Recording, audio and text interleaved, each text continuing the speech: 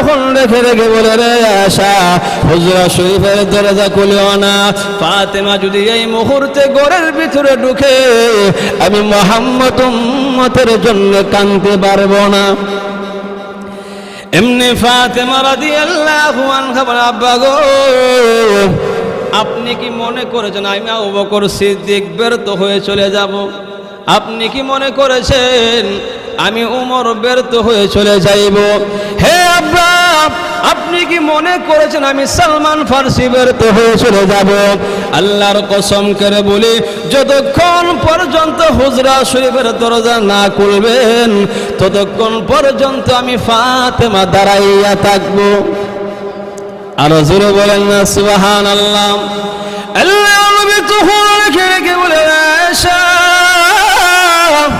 আবু বকর সিদ্দিককে বিদায় করা সম্ভব, ওমরকে বিদায় করা সম্ভব, সালমান ফারসিকে বিদায় করা সম্ভব, কিন্তু আমার মেয়ে ফাতেমাকে বিদায় করা সম্ভব না। উপস্থিত সমবেত সর্বস্তরের প্রাণপ্রিয় মুসলমান ভাইরা, পর্দার অন্তরালে অবস্থানগত অত্যন্ত শ্রদ্ধা সম্মানিত মা ও বোনেরা, শুরুতেই মহান আল্লাহ রাব্বুল আলামিনের দরবারে কালিমাতুশ শুকর আদায় করছি, যিনি আমাদের সকলকে আল্লাহ রাব্বুল আলামিনের গুরুত্বপূর্ণ বিধান এশারের ফরজ নামাজ আদায় করার পর জান্নাতের বাগান দ্বীনি মাজলিসের মধ্যে আমাদের সকলকে বসার তৌফিক দান করেছেন। এজন্য সকলেই অন্তঃস্থল থেকে জবানটা বলে কালিমাতুশ শুকর আদায় করে সকলে বলে আলহামদুলিল্লাহ। আল্লাহ রাব্বুল আলামিন বলেন, যারা আমি আল্লাহর নিয়ামত পাওয়ার পরে নিয়ামতের শুকর আদায় করে আমি আল্লাহর নিয়ামত বাড়া দিই। সুবহানাল্লাহ।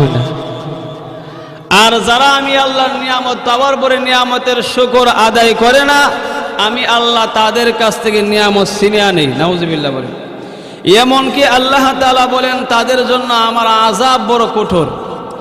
এজন্য দেখেন, আল্লাহ রাব্বুল আলামিন যাকে মহাব্বত করে ভালোবাসে, আল্লাহ রাব্বুল আলামিন তাকে দিয়ে কল্যাণের কাজ করা, সওয়াবের কাজ করা। আল্লাহ রাব্বুল আলামিন অনেকগুলা মানুষের মাধ্যমে আল্লাহ রাব্বুল আলামিন আমাদের সকলকে যাচাই বাছাই করে এই আজকের জান্নাতের বাগান দ্বীনি মাজলিসের মধ্যে আমাদের সকলকে আসার বসার তৌফিক দান করেছেন। এজন্য আবারও অন্তঃস্থল থেকে কালিমাতুশ শুকর আদায় করে সকলে বলি আলহামদুলিল্লাহ। আমার কথা তো সকলে বুঝতেছেন, বুঝেন না? এজন্য আমার সঙ্গে একটু হানা, যেখানে সুবহানাল্লাহ বলার জোরে বলবেন, কারণ হাদিসের মধ্যে আল্লাহ রাসূল সাল্লাল্লাহু আলাইহি ওয়াসাল্লাম বলেন, হে আমার সাহাবায়ে কেরাম, তোমাদের মধ্যে এমন কোন লোক আসেনি মদিনার উহুদ পাহাড় পরিমাণ সওয়াব অর্জন করবে? জোরে বলেন সুবহানাল্লাহ। সাহাবীরা বলে, ইয়া রাসূলুল্লাহ, এটা কি আমাদের দ্বারা সম্ভব? আল্লাহ রাসূল বলেন, সকলের দ্বারাই সম্ভব। সাহাবীরা বলে, কেমনে? আল্লাহ রাসূল বলেন, যদি কোনো ব্যক্তি একবার সুবহানাল্লাহ পাঠ করে, আল্লাহ রাব্বুল আলামিন তাকে মদিনার উহুদ পাহাড় পরিমাণ সওয়াব দান করে। এজন্য সকলে আমার সঙ্গে যেখানে সুবহানাল্লাহ বলার জোরে বলবেন, যেখানে আলহামদুলিল্লাহ বলার সকলে জোরে আলহামদুলিল্লাহ বলবেন। পারবেন তো ইনশাআল্লাহ? আমার ভাই আজকের মাহফিলে আসতে পারে, বসতে পারে, সকলে বেজার না খুশি? জোরে বলেন, বেজার না খুশি? হতে পারে আজকের মাহফিল যদি আল্লাহ তাআলার দরবারে কবুল হয়ে যায়, এই মাহফিলকে ওসিলা করে আল্লাহ রাব্বুল আলামিন আমাদের সকলের জিন্দেগির গুনাহগুলি মাফ করে দিতে পারেন। আল্লাহ পারেন কি পারে না? আল্লাহ যদি আমাদেরকে মাফ করে দেয়, প্রধানমন্ত্রীর অনুমতি লাগবে? কারো অনুমতি লাগবে না। আল্লাহ তাআলা বলেন, ইন্নাল্লাহা হুয়াল গফুরুর রহিম। ওগো নবীজি, আমি আল্লাহ হলাম অত্যন্ত ক্ষমাশীল এবং দয়ালু। জোরে বলেন সুবহানাল্লাহ। লক্ষ্য করে দেখেন, আল্লাহ রাব্বুল আলামিন বান্দাকে মাফ করার জন্য শুধু উসিলা বাহানা তালাশ করে। কি তালাশ করে? উসিলা বাহানা তালাশ করে। আল্লাহ রাব্বুল আলামিন যদি কোনো বান্দাকে মাফ করতে চায়, আল্লাহ তাআলা বলে, বান্দা তুমি দুইটা হাত তুলে আমি আল্লাহর কাছে কাঁদতে দিলে হই, তোমার চোখের পানি নাকের আগায় আসতে দিলে আমি আল্লাহ মাফ করতে দেরি করি। আরো জোরে কই না সুবহানাল্লাহ।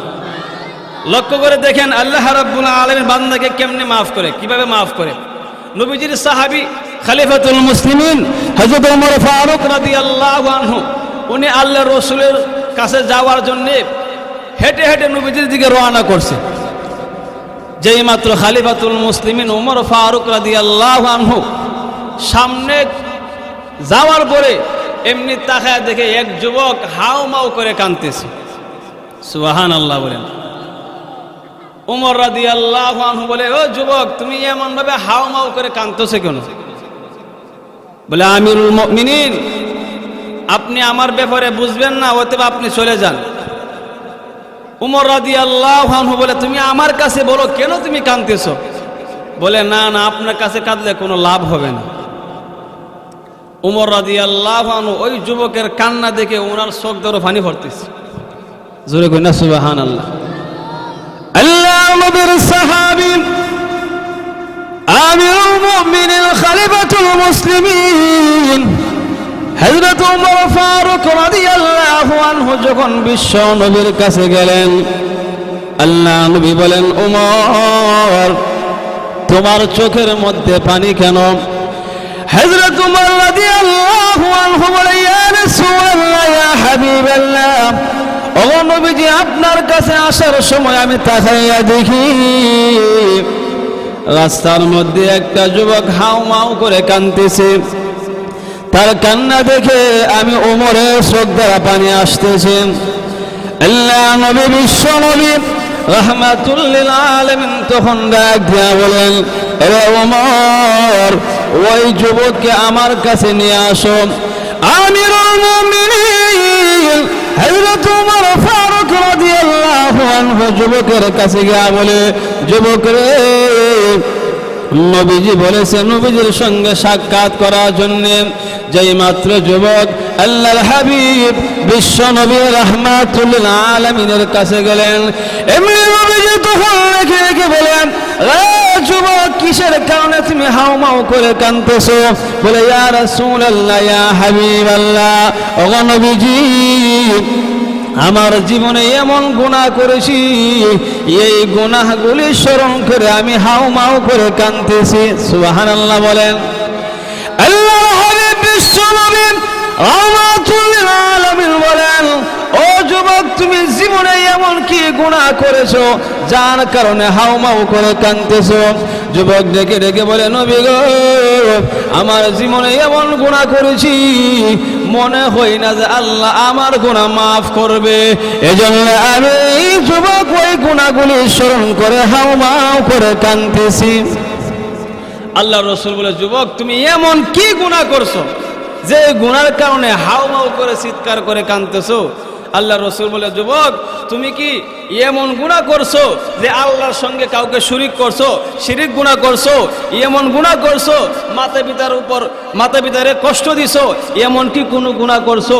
বলে, ইয়া রাসূলুল্লাহ, আমি আল্লাহর সঙ্গে কাউকে শরীক করি নাই, মাতা পিতার উপর কোনো জুলুম করি নাই, নির্যাতন করি নাই। আল্লাহ রাসূল বলেন, এর চাইতে তো কোনো বড় গুনাহ নাই। তাহলে কি এমন গুনাহ করছো যেই গুনাহগুলি স্মরণ করে তুমি হাউমাউ করে কাঁদতেছো? এমনি যুবক বলে, ইয়া রাসূলুল্লাহ, ওগো নবীজি, আমি হলাম একজন কাফন চোর। কি চোর? জোরে বলেন, কি চোর? বলে, ইয়া রাসূলুল্লাহ, আমি হলাম একজন কাফর চোর। মানুষ যখন মারা যায়, ওই মানুষটাকে যখন কবরের মধ্যে দাফন করে, তখন আমি মানুষ চলে যাওয়ার পর কবরের ভিতরে ঢুইকা কাফনের কাপড়গুলি চুরি কইরা বাজারে এনে বিক্রি করি। নাউজুবিল্লাহ বলেন। বলে, ইয়া রাসূলুল্লাহ, ঘটনা সেখানেই শেষ না। তখন নবীজি, একদিন মদিনার মধ্যে একজন জীবিত মহিলা দুনিয়ার থেকে বিদায় হয়েছে। ওই মহিলাকে যখন কবরস্থ করছে, কবর দেওয়ার পর দাফন সম্পূর্ণ করার পর যখন মানুষ চলে গেল, তখন আমি ওই কবরের ভিতরে ঢুকলাম। যেই মাত্র ওই জীবিত মহিলার কাফনের কাপড়টা টান দিলাম, তখন ওই জীবিত মহিলার দেখে আমি লোভ লালসা সামলাইতে পারি নাই। শয়তানের দুখাই ফইরা, নফসের দুখাই ফইরা ওই যুবতী মুর্দারের সঙ্গে আমি জিনার মধ্যে লিপ্ত হয়ে গেলাম। জোরে কইনা নাউজুবিল্লাহ। চোখ দ্বারা পানি পড়তেছে।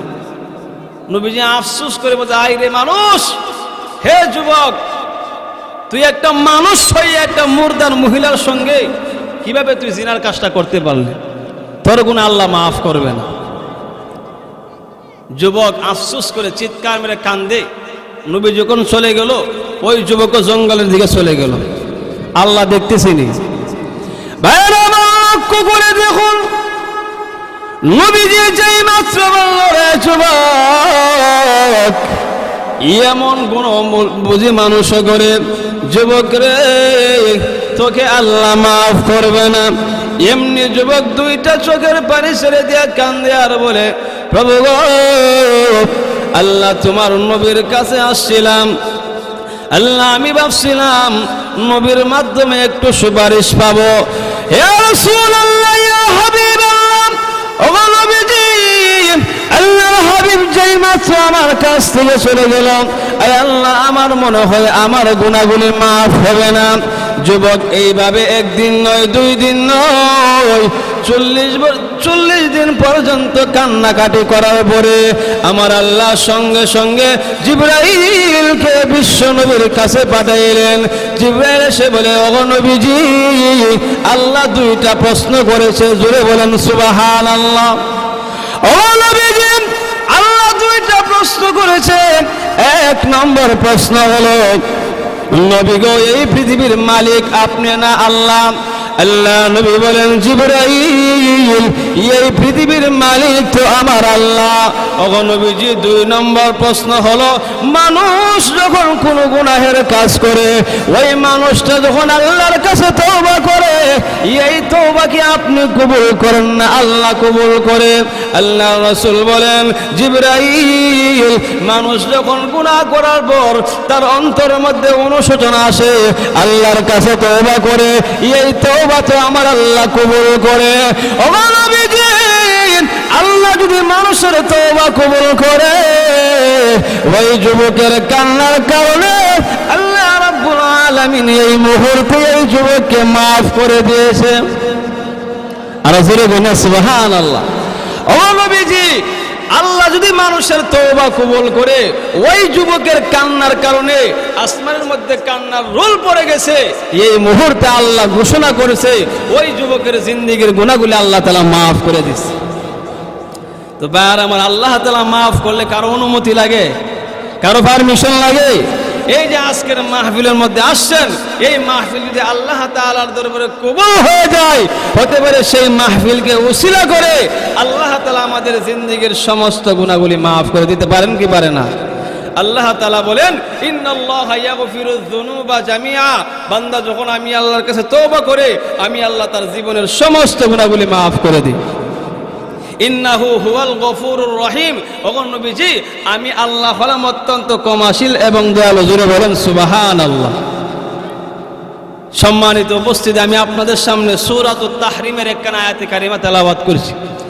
এই আয়াতের মধ্যে আল্লাহ তাআলা বলেন, ইয়া আইয়ুহাল্লাযীনা আমানু কু আনফুসাকুম, হে আমার বিশ্বাসী বান্দাগণ, কু আনফুসাকুম, তুমি নিজে বাঁচো, ও আহলিকুম, তোমার পরিবারকে বাঁচাও।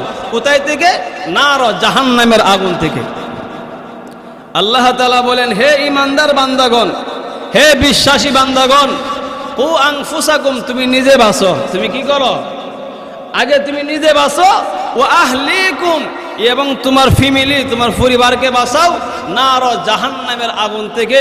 ওয়াকুদুহান নাস ওয়াল হিজারা, যে জাহান্নামের লাকড়ি হবে মানুষ এবং পাথর। নাউযুবিল্লাহ বলেন।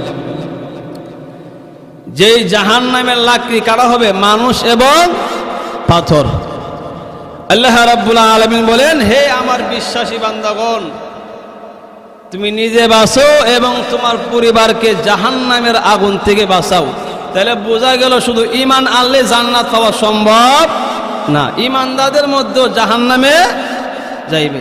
আরেক হাদিসের মধ্যে আল্লাহ রাসূল বলেন, মান ক্বালা লা ইলাহা ইল্লাল্লাহ দাখালাল জান্নাহ, যেই ব্যক্তি এই কথার সাক্ষ্য দিবে আল্লাহ ছাড়া কোনো মাবুদ নাই, তার জন্য জান্নাত ওয়াজিব।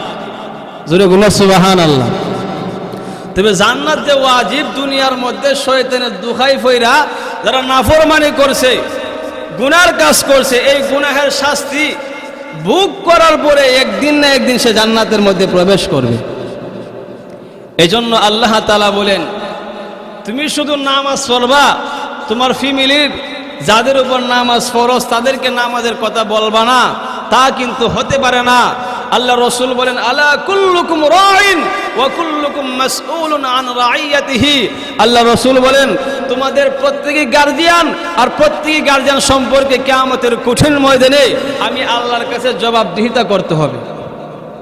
উপায় আছে মনে করেন? তাহলে বোঝা গেল আমি নামাজি হলে চলবে না, আমার ছেলে মেয়েদেরকে নামাজি বানাইতে হবে। কথা বলেন ঠিক কি ঠিক না? এখন আমি নামাজ পড়ি, আপনারা নামাজ পড়েন, কিন্তু দেখা যায় বিবি পর্দা করে না, এমন আছে কি আছে না? আমি নামাজ পড়ি, আমার ছেলে চুরি ডাকাতি করে, এমন আছে কি আছে না? অতএব শুধু আমি নামাজ পড়লে চলবে না। আল্লাহ তাআলা বলেন কু আনফুসাকুম, তুমি নিজে বাঁচো, ও আহলিকুম, তোমার পরিবারকে বাঁচাও, নার জাহান্নামের আগুন থেকে।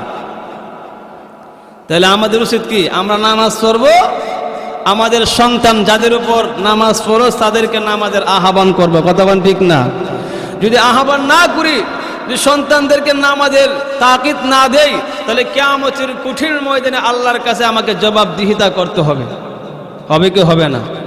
লক্ষ্য করে দেখেন, আল্লাহ তাআলা বলেন ওয়াকুদুহান নাস ওয়াল হিজারা, যেই জাহান্নামের লাকড়ি হবে মানুষ এবং পাথর। এই আয়াত নাজিল হওয়ার পরে নবীজি শুধু কান্দে আর কান্দে। সুবহানাল্লাহ বলে, নবীজি শুধু কান্দে আর কান্দে। একদিন, 2 দিন, 3 দিন পর্যন্ত নবীজি কোনো সাহাবীর সঙ্গে কোনো কথা বলে না। নামাজের সময় হলো নামাজে যা, যেই মাত্র নামাজ শেষ আবার নবীজি হুজরা শরীফের ভিতরে আইসা দরজা লাগা কান্দে। সুবহানাল্লাহ বলে, আরো জোরে বলেন সুবহানাল্লাহ। আবু বকর সিদ্দিক বলে, সাহাবীরা তোমরা কি একটা জিনিস লক্ষ্য করছো? বলে কি? আল্লাহ রসুল তো আজকে 3 দিন ধরে কারোর সঙ্গে কোনো কথা বলে না, নবীজি শুধু কান্দে আর কান্দে।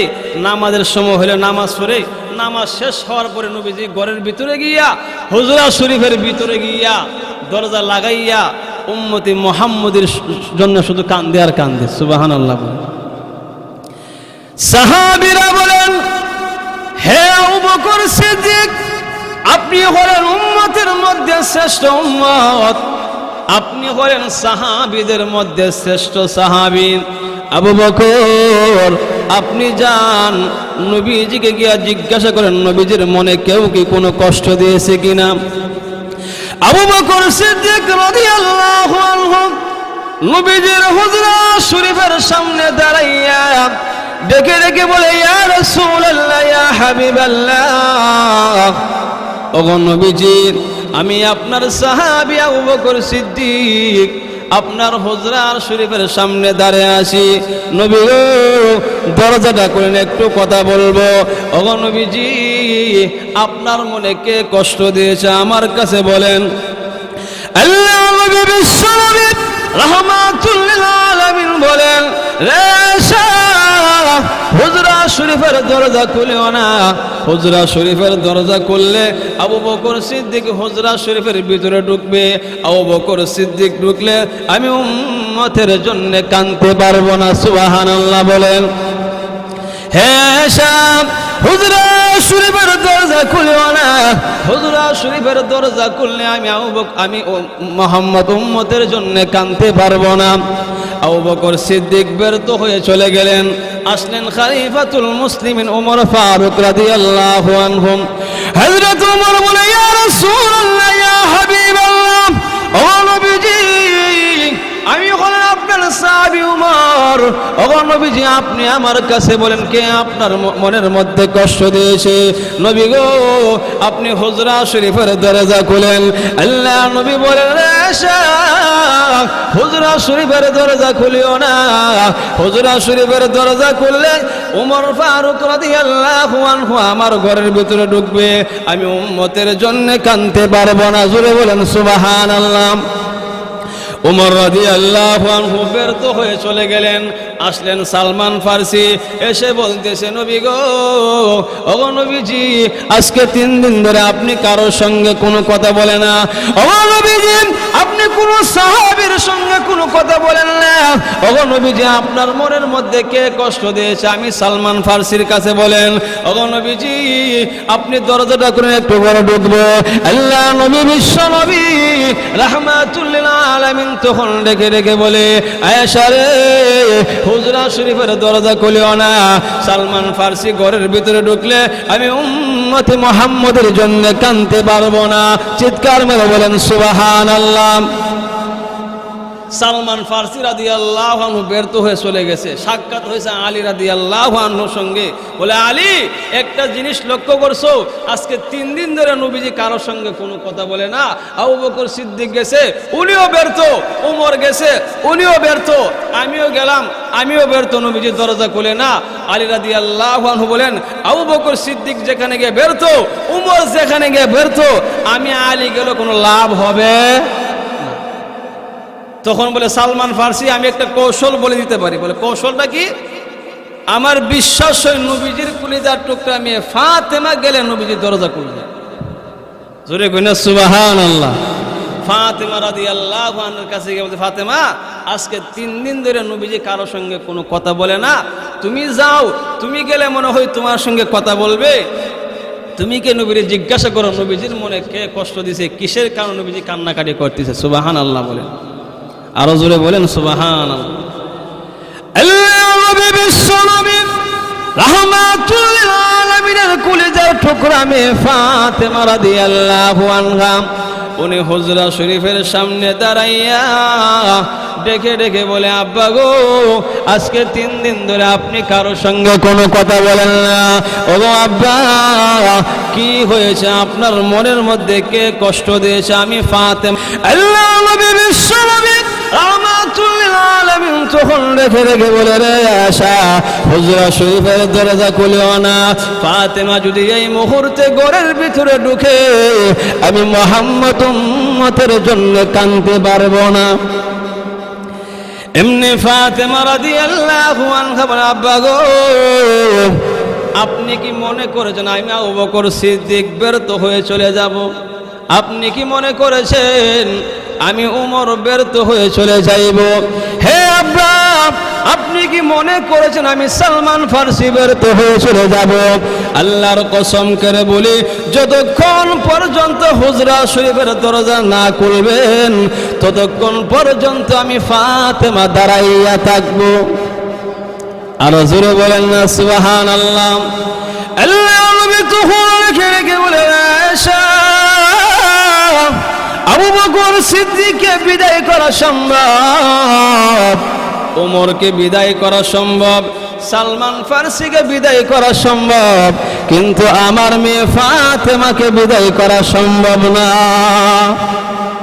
দরজা খুলছে ফাতেমা রাদিয়াল্লাহু আনহা ঘরের ভিতরে ঢুকছে আব্বা কি হয়েছে আজকে 3 দিন ধরে শুধু কান্দে আর কান্দেন এমনি নবীজি বলে ফাতেমা রে জিবরাইল এসেছিল আমার কাছে আয়েশা বলতেছে ওগো নবীজি আল্লাহ তাআলা 7টা জাহান্নাম বানাইছে এর মধ্যে প্রথম জাহান্নামে আপনার উম্মতি মুহাম্মদীকে নিক্ষেপ করা হবে যারা দুনিয়ার মধ্যে গুনাহের কাজ করবে সুদ খাইবে ঘুষ খাইবে মিথ্যা কথা বলবে কবিরা গুনাহ করে যারা তওবা না করবে তাদেরকে প্রথম জাহান্নামে নিক্ষেপ করা হবে এ ফাতেমা আমি মুহাম্মদ উম্মতের জন্য ভালো একটা জিনিস খাবার খাইলাম না ভালো একটা ঘর নির্মাণ করলাম না যে উম্মতি মুহাম্মদের জন্য আমি উহুদের ময়দানে আমার দাঁত মোবারক শহীদ করলাম আজকে সেই উম্মতি মুহাম্মদ যদি গুনাহের কারণে জাহান্নামের আগুনের মধ্যে জ্বলে আমি মুহাম্মদ কেমনে সহ্য করব আর জোরে কইনা সুবহানাল্লাহ নবীজির কান্না দেখে আল্লাহ তাআলা সঙ্গে সঙ্গে জিবরাইলকে পাঠাইছে জোরে কইনা সুবহানাল্লাহ জিবরাইল এসে বলে ইয়া রাসূলুল্লাহ নবীজি উম্মতের জন্য আল্লাহ বলছে আর কাঁদতে হবে না আল্লাহ বলছে উম্মতের ব্যাপারে আল্লাহ তাআলা আপনাকে সন্তুষ্ট করবে জোরে কইনা সুবহানাল্লাহ আল্লাহ রাসূলকে ফাতেমা আমি মুহাম্মদ যতক্ষণ পর্যন্ত আমার একটা উম্মত জাহান্নামের মধ্যে থাকবে ততক্ষণ আমি মুহাম্মদ সন্তুষ্ট হব না আর জোরে কইনা সুবহানাল্লাহ এইজন্য ভাই জাহান্নামের আগুন এমন আগুন জাহান্নামীদেরকে আল্লাহ তাআলা বলেন লা ইয়াযুকুনা ফিহা বারদা ওয়ালা শারাবা জাহান্নামীদেরকে গরম পানি দেওয়া হবে না ইল্লা হামিমা ওয়া গাসসাকা, তাদেরকে কি দেওয়া হবে? ইল্লা হামিমা ওয়া গাসসাকা, তাদেরকে গরম পানি দেওয়া হবে, ফুটন্ত পানি দেওয়া হবে। ইল্লা হামিমা ওয়া গাসসাকা, তাদেরকে গাসসাক দেওয়া হবে। জোরে বলেন নাউজুবিল্লাহ।